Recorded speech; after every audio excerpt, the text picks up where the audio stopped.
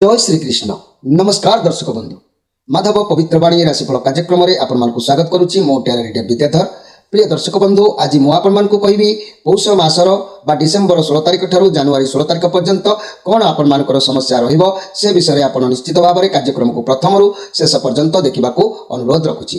कहीं ना आपण जीवन पथर केते गुड़े रहस्यपूर्ण कथा मु आपण सामने उन्मोचन करी। आपण माने निश्चित भाव में प्रतिकार स्वरूप मध्य कार्य करी आपण विजय हासिल करि परिबे। आज मु आपण कहि सिंह राशिंकर गुप्त रहस्य कथा।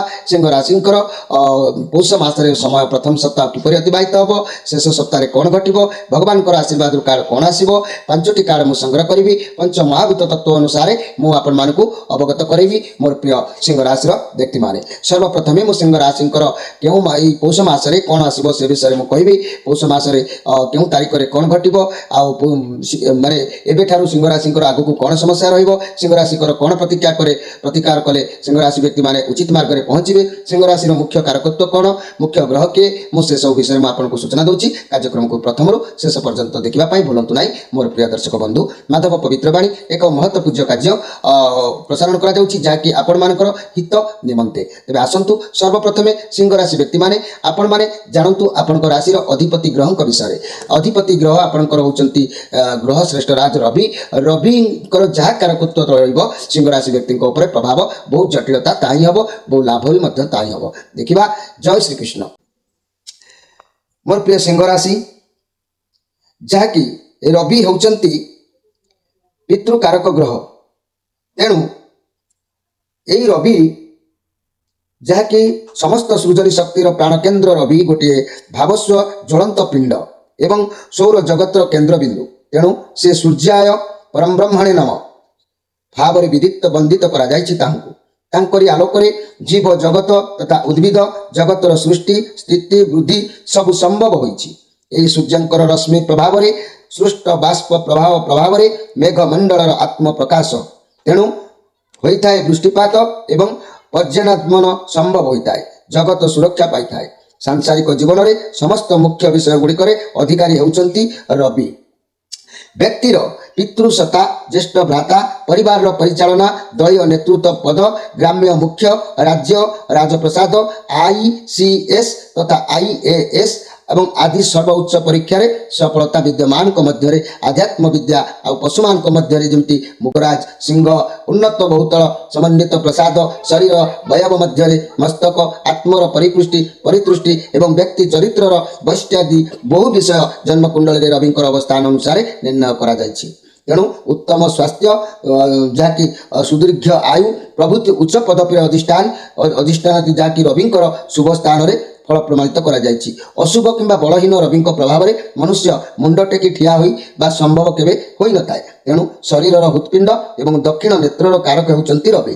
परम ब्रह्म स्वरूप ज्योतिर्मय रविंक प्रभाव में जात व्यक्ति सत्य ज्ञान और पुण्य परंपरार अधिकारी होती। तथापि केन्द्रस्थ उक्ति स्पष्ट हुए जे जातकर लग्न रविंकर अवस्थान फल व्यक्ति चंदा मुंडिया भी कई होती ककर्ष शरीर दीर्घश्रुति अलसुआ प्रकृतिर कई व्यक्ति होती। तेज आसतु आम रवि विषय ये रविंकर जहाँ प्रभाव यही प्रभाव में मोर प्रिय सिंह राशि व्यक्ति मान प्रभावित होती।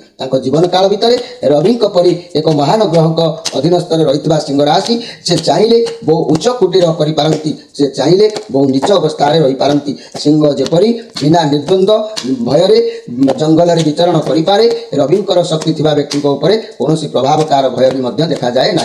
तेणु मोर प्रिय सिंह राशि व्यक्ति माने जीवन में जदि उचित पथरे आपण माने रोथिबे आउ सकारात्मक भावना जदि गति करुथिबे, पॉजिटिव चिंताधारा जदि समय को नौथिबे ताने निश्चित उन्नत सीमा रे पहुंची पारिबे। आउ जदि नकारात्मक भावना किंबा नेगेटिव कथारे सदाबेले मुंड बा कार्यरत रोथिबे तार प्रभाव रे रोग व्याधि आरंभ करी बहु दारिद्रता भितर समय आपणकर अतिबाहित होबार योग निश्चित देखा देबो। प्रिय दर्शक बंधु, आसंतु पौष मास उपलक्षे प्रथम सप्ताह कौन कार्ड आसुची आमे रविंक पई देखिबा बा सिंह राशि व्यक्ति कौन रहिबो पौष मासरे बा डिसेम्बर 16 तारिख ठारू आमे वर्तमान प्रथम कार्ड देखिबा। जय श्री कृष्ण। जय श्री कृष्ण। मोर प्रिय सिंह राशि व्यक्ति माने पौष मास बा डिसेम्बर मासर 16 तारिख प्रथम कार्ड प्रथम सप्ताह कौन आसुची पौष मासरे आपण माने ध्यान दियंतु। बहुत सुंदर कार्ड आसीची जे कि नाइट ऑफ पेंटाक्लस कार्ड आसीची। नाइट ऑफ पेंटाक्लास मोर प्रिय सिंह राशि आपणकर मन ए मासर प्रथम पौष मास प्रथम डिसेम्बर मास 16 तारिख ठारू बहुत शांत रहिबो।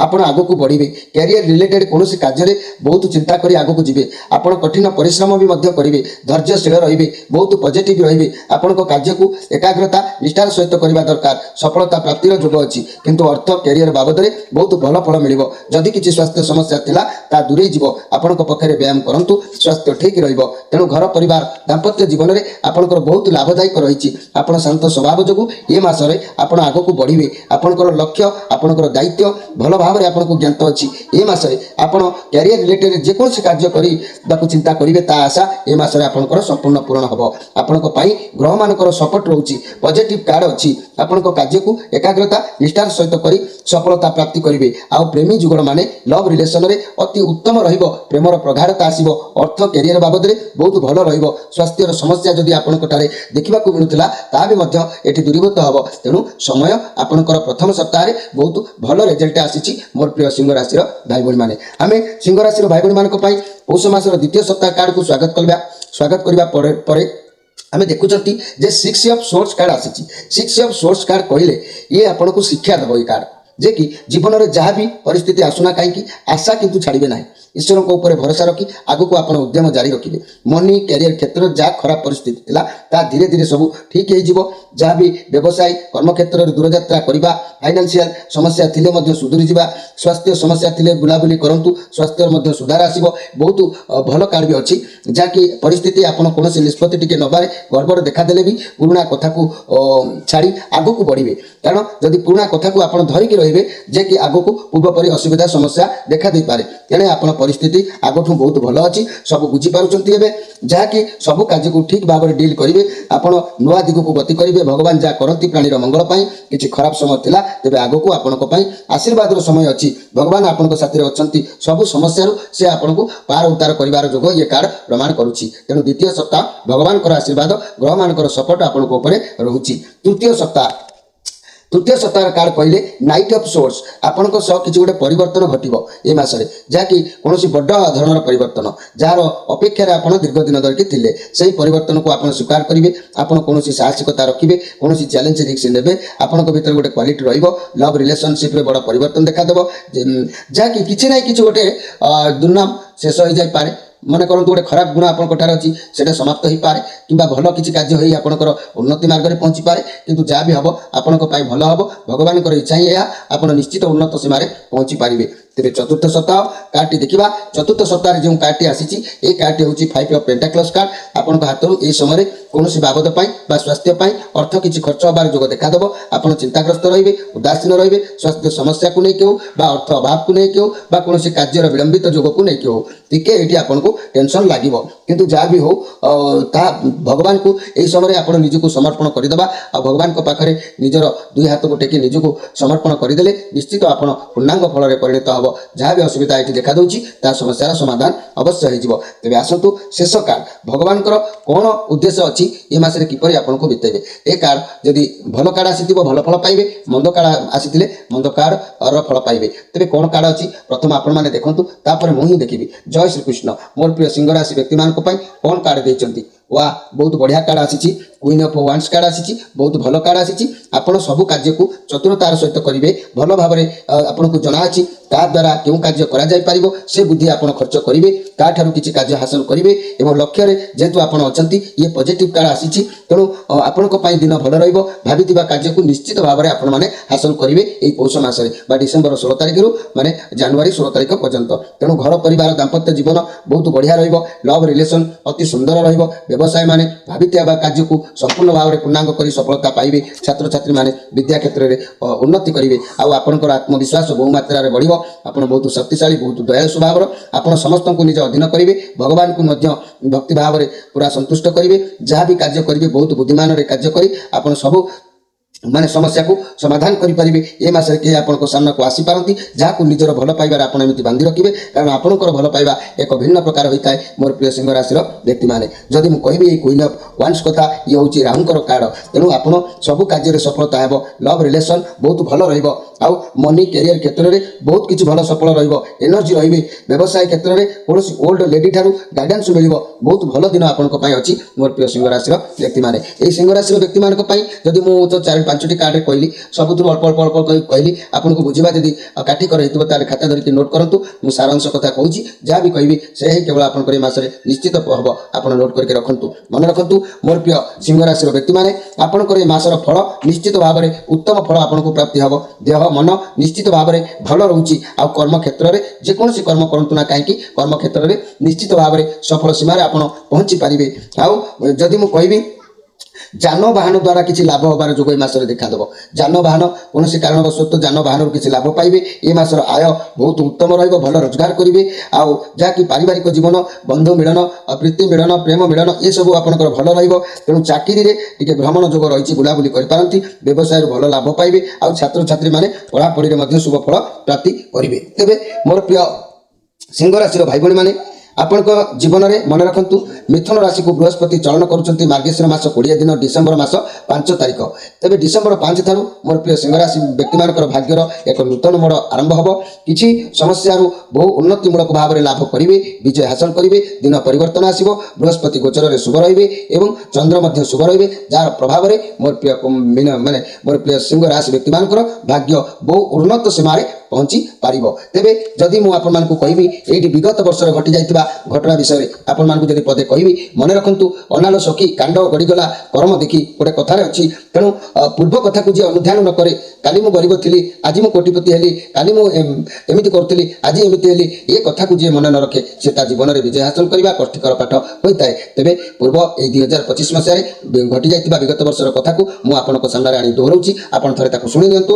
ଯେ କି ସିଂହ ରାଶି ବ୍ୟକ୍ତିମାନଙ୍କ ପାଇଁ ଶନି ରାହୁ କେତୁ ବହୁ ଅଶୁଭ ଫଳ ପ୍ରଦାନ କରିଥିଲେ ମଧ୍ୟ ବୃହସ୍ପତି ବର୍ଷ ସାରା ଶୁଭ ସ୍ଥିତିରେ ଥିବାରୁ ଯେତେ ଯାହା ଅସୁବିଧା ଦେଖାଦେଲେ ମଧ୍ୟ ଦୈବ ଆଶୀର୍ବାଦରୁ ଆପଣମାନେ ରକ୍ଷା ପାଇଛନ୍ତି। ମାନସିକ ଶାରୀରିକ ପୀଡ଼ା ଭୋଗ କରିଛନ୍ତି। ପାରିବାରିକ ଅଶାନ୍ତି, କଳହ, ଅସନ୍ତୋଷ, ସନ୍ତାନ ଚିନ୍ତା ବାରମ୍ବାର ଆପଣଙ୍କୁ ବ୍ୟତିବ୍ୟସ୍ତ କରିଛି।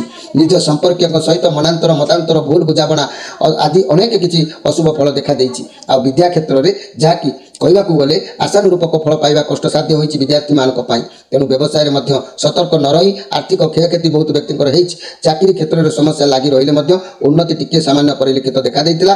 ପାପ ଗ୍ରହଙ୍କ ଯାହାକି ପ୍ରଭାବରେ ବା କୁପ୍ରଭାବରେ ବୃହସ୍ପତି ବର୍ଷ ସାରା ଶୁଭ ସ୍ଥିତିରେ ଥିବାରୁ ସାଧାରଣ ଜୀବନଚର୍ଚ୍ଚା ବିଶେଷ ପ୍ରଭାବିତ ହୋଇନାହିଁ। ଦୈବ ଆଶୀର୍ବାଦରୁ ସମସ୍ତ ସମସ୍ୟାରୁ ମୁକ୍ତି ପାଇଛନ୍ତି। ବିଳମ୍ବରେ କାର୍ଯ୍ୟସିଦ୍ଧି ଯୋଗ ଦେଖାଦେଇଛି। ମହିଳାମାନଙ୍କର କାର୍ଯ୍ୟ ବ୍ୟସ୍ତ ରହିବା ଦେଖାଦେଇଛି। ନୂତନ ସୁବିଧା ସୁଯୋଗ ମିଳିପାରେ, କିନ୍ତୁ ପରିଶ୍ରମ ସ୍ୱଳ୍ପ ଲାଭ ଯୋଗ ଦେଖାଦେଉଛି। କିନ୍ତୁ ମନେ ରଖନ୍ତୁ ଡିସେମ୍ବର 5 ତାରିଖ ଠାରୁ ଆପଣମାନଙ୍କର ପୂର୍ବ ସମସ୍ୟା ଯାହା ଥିଲା ତାହା ପରିବର୍ତ୍ତନ ହୋଇ ନିଶ୍ଚିତ କିଛି ଉନ୍ନତ ସୀମାରେ ଆପଣଙ୍କୁ ଆଗକୁ ମଙ୍ଗଳମୟ କରିବ ମୋର ପ୍ରିୟ ଯାହାକି ସିଂହ ରାଶିର ବ୍ୟକ୍ତିମାନେ। এই সিংহ রাশির ব্যক্তিମାନଙ୍କ কথা ମୁଁ ଯଦି କହିବି, ମନେ ରଖନ୍ତୁ ସିଂହ ରାଶି ବ୍ୟକ୍ତିମାନେ ଜୀବନର କିଛି ସମସ୍ୟା ଏମିତି ଅଛି, କେଉଁ ତାରିଖରେ କ'ଣ ଆପଣଙ୍କର ସମସ୍ୟା ଘଟିବ ମୁଁ ତାହା କହିବାକୁ ଚାହୁଁଛି। ଯେ କି ମନେ ରଖନ୍ତୁ ନଭେମ୍ବର ଯାହାକି ଡିସେମ୍ବର 16 ତାରିଖ ଠାରୁ ଆପଣଙ୍କଠାରେ କ'ଣ ପରିପ୍ରଭାବ ପଡ଼ିବ। ଡିସେମ୍ବର 16 ତାରିଖ କଥା କହିଲେ ବ୍ୟବସାୟରେ ଲାଭ, ବିବାଦରେ ଜୟ, ଆନନ୍ଦ ଉଲ୍ଲାସ, କର୍ମରେ ସଫଳତା। 22ରୁ 24 ଦେହ ମନ ପୀଡ଼ା ଟିକେ ଦେଖାଦେବ। 25-26 ଧର୍ମ ଧାରଣା, ସତ୍ ଚିନ୍ତା ଏଗୁଡ଼ିକ ଆପଣଙ୍କର ଦେଖାଦେବ। 27ରୁ 29 ରୋଗ ବୃଦ୍ଧି ସମସ୍ୟା ଲାଗି ରହିବ। 30ରୁ 31 କାମନା ନିଶ୍ଚିତ ଭାବରେ ଆପଣଙ୍କର ପୂରଣ ହେଉଛି। ତେବେ ମୋର ପ୍ରିୟ ଯାହାକି ସିଂହ ରାଶି ବ୍ୟକ୍ତିମାନେ, ଆପଣମାନଙ୍କ ପାଇଁ ମୁଁ କହିବି ଯେ ସର୍ବପ୍ରଥମେ ଆପଣଙ୍କ ରାଶିର ଅଧିପତି ଗ୍ରହ ଶ୍ରୀଯୁକ୍ତ ଯେ କି ରବି ନାରାୟଣ ଶ୍ରୀ ପରମ ବ୍ରହ୍ମ ପରମ ଦେବ, ତାଙ୍କୁ ଯଦି ସବୁବେଳେ ସନ୍ତୁଷ୍ଟ ରଖିବେ, ରବି ଯଦି ଉଚ୍ଚ ସ୍ତରରେ ରହିବେ ଆପଣ ବହୁ ଉଚ୍ଚକୁ ଉଠିବେ, ରବି ଯଦି ନିଚରେ ରହିବେ ଆପଣ ବହୁ ତଳକୁ ଖସିଯିବେ। ତେଣୁ ରବିଙ୍କ ପାଇଁ ବଡ଼ ବଡ଼ ଭୟଙ୍କର ରୋଗ ହୋଇଥାଏ। ହାର୍ଟ ଆଟାକ୍ ପାଖରୁ ଆରମ୍ଭ କରି ଛାତି, ପେଟ, ମୁଣ୍ଡ ପର୍ଯ୍ୟନ୍ତ ବିଭିନ୍ନ ସମସ୍ୟା ଦେଖାଦେଇଥାଏ। ତେଣୁ ଏହି ରବି ମହାଗ୍ରହଙ୍କୁ ସନ୍ତୁଷ୍ଟ ରଖିଲେ ଆପଣଙ୍କ ଭାଗ୍ୟ ସନ୍ତୁଷ୍ଟ ହେବ, ଆପଣ ନିଶ୍ଚିତ ଉନ୍ନତ ସୀମାରେ ପହଞ୍ଚି ପାରିବେ। ଏହି ରବିଙ୍କର ସନ୍ତୁଷ୍ଟ କରିବାକୁ ହେଲେ ରବିଙ୍କୁ ଆପଣ ରବିଙ୍କର ସିଂହ ରାଶିର ସ୍ୱାମୀ ହେଲେ ରବି, ଆପଣ ଏହି ରବିଙ୍କୁ ସନ୍ତୁଷ୍ଟ କରିବା ପାଇଁ ଏକମୁଖୀ ଅସଲି ରୁଦ୍ରାକ୍ଷରଟିଏ ଧାରଣ କରନ୍ତୁ। ଏକମୁଖୀ ଅସଲି ରୁଦ୍ରାକ୍ଷରର ଅଧିପତି ଗ୍ରହ ହେଉଛନ୍ତି ସ୍ୱୟଂ ରବି। ଏକମୁଖୀ ରୁଦ୍ରାକ୍ଷର ସାକ୍ଷାତ ଶିବ ପରତି ସ୍ୱରୂପ ଅଟନ୍ତି। ତେଣୁ ଏହାକୁ ଧାରଣ କଲେ ବ୍ରହ୍ମହତ୍ୟା ଦୋଷରୁ ପାପୀକୁ ମୁକ୍ତ ମିଳିଥାଏ। ଜୀବନ ପଥରେ ଯଦି ଯେତେ କୁକର୍ମ କରିଥାଏ ପାପୀ ତାଦେହରୁ ମୁକ୍ତ ପାଇଯାଇଥାଏ। ଏହି ରୁଦ୍ରାକ୍ଷ ଧାରଣ କଲେ ଓಂ ହ୍ରିଂ ନମ ଏହାକୁ ସିଂହ ରାଶି ବ୍ୟକ୍ତିମାନେ ଧାରଣ କଲେ ଶୁଭ ଫଳ ପ୍ରାପ୍ତି ହୋଇଥାଏ। ଏହି ମନ୍ତ୍ରରେ ମନ୍ତ୍ରିତ କରିବାକୁ ପଡ଼ିଥାଏ। ଆଉ ଏହି ସିଂହ ରାଶି ବ୍ୟକ୍ତିମାନଙ୍କ ପାଇଁ ରବି ମହାଗ୍ରହଙ୍କର ଏକ ଦିବ୍ୟ କବଚ ଧାରଣ କରନ୍ତୁ। ନହେଲେ ରବି ମହାଗ୍ରହଙ୍କ ପାଇଁ ମହାକାଳ ଗଛର ଚେରରେ ଉଚିତ ବିଧାନରେ ଆପଣ ମଧ୍ୟ ଏକ କବଚ ଧାରଣ କରନ୍ତୁ। ଅଧିକ କିଛି ଜାଣିବାକୁ ଯୋଗାଯୋଗ କରିବା ପାଇଁ ସ୍କ୍ରିନ୍ ଉପରେ ନମ୍ବର ଦେଇଛୁ। ଆପଣମାନେ ନିଶ୍ଚିତ ଭାବରେ ଯୋଗାଯୋଗ କରିପାରିବେ। ପ୍ରତ୍ୟେକ ସନ୍ଧ୍ୟା 6ରୁ ରାତି 8 ପର୍ଯ୍ୟନ୍ତ। ମୋର ପ୍ରିୟ ଦର୍ଶକ ବନ୍ଧୁ ଆପଣମାନଙ୍କ ବିଦାୟ ରହୁଛି। ନମସ୍କାର।